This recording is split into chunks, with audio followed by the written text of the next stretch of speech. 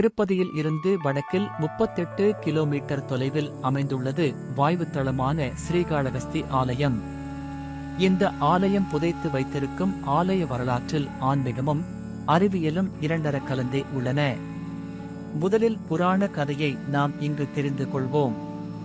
முன்னொரு யுகத்தில் கற்பூர லிங்கத்தை உருவாக்கி அதன் முன் பல ஆண்டுகளாக வாயு பகவான் தியானிக்க அவர் முன் தோன்றிய சிவன் வழங்கிய வரத்தின் காரணமாக இந்த கற்பூர லிங்கம் வாயுலிங்கமாக பெயர் காரணம் பெற்றது.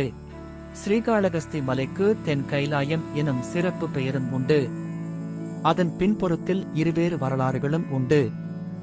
வாயு பகவானுக்கும் ஆதிசேஷனுக்கும் நடைபெற்ற யார் பலசாலி என்ற போரில் ஆதிசேஷன் கைலாய மலையை சுற்றிக் கொள்ள வாயு பகவான் தான் காற்று மொத்தமும் கொண்டு அந்த மலையை பெயர்த்தெடுக்க முயற்சிக்கிறார். பல ஆண்டுகளாக நடைபெற்ற போரில் வாயு பகவான் வெற்றி பெற கைலாய மலை காட்சி பெயர்க்கப்பட்டு 8 துண்டுகளாக விழுந்தது. தெற்கில் விழுந்த மலைப்பகுதியே இந்த ஸ்ரீகாளஹஸ்தி என்னும் மலை.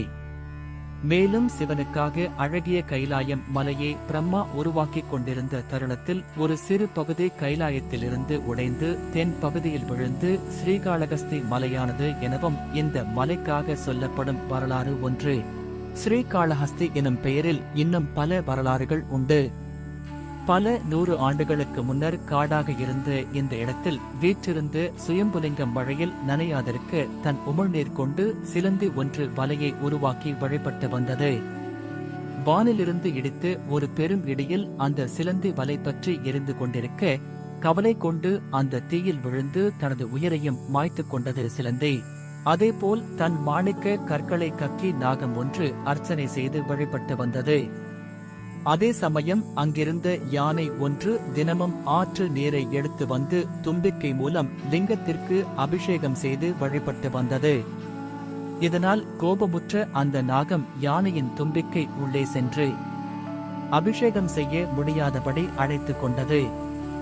மூச்சுவிட முடியாமல் யானை தும்பிக்கையை அங்கும் இங்கும் அடிக்க பாம்பும் யானையும் ஒன்றாக தங்கள் உயிரை விட்டன. இவற்றின் பக்தியே மீட்சிய சிவன் சிலந்தி நாகம் மற்றும் யானைக்கு மோட்சம் அளித்ததுடன் தன்னுடன் இணைத்துக் கொண்டார். இன்றும் இந்த தளத்தில் உள்ள லிங்கத்தின் கீழே 2 தந்தங்களும் மேலே நாகமும் சிலந்தியும் இருப்பதை காணலாம். ஸ்ரீகாளஹஸ்தியில் ஸ்ரீ என்பது சிலந்தியையும் காலம் என்பது நாகத்தையும் அத்தி என்பது யானையும் குறிக்கின்றன. இங்குள்ள கண்ணப்பரும் காலத்தின் நாத்திரன் வரலாற்றில் முக்கிய பங்காற்றுகிறார்.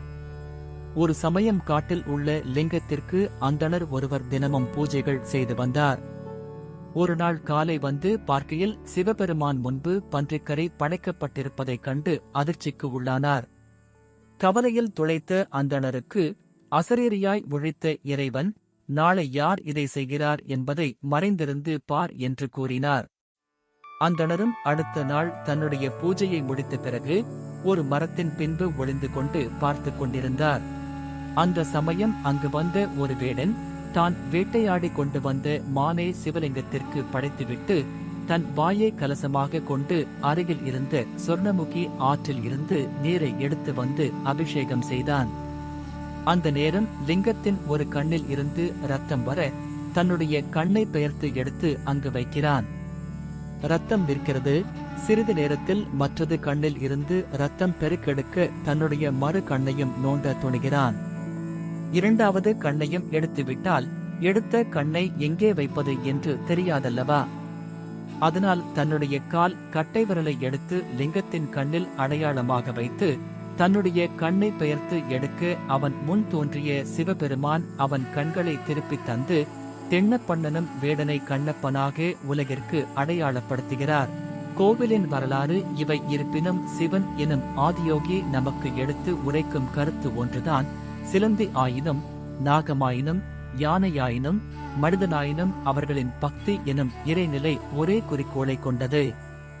தான் இன்னும் நிலை மறந்து தன்னை தொலைத்து தியான நிலை என்னும் ஞான நிலையை அடைப்பவரை உலகில் உயர்ந்தவர் எனும் தத்துவமே இங்கு சிவனால் உலகிற்கு சொல்லப்படும் தத்துவம்.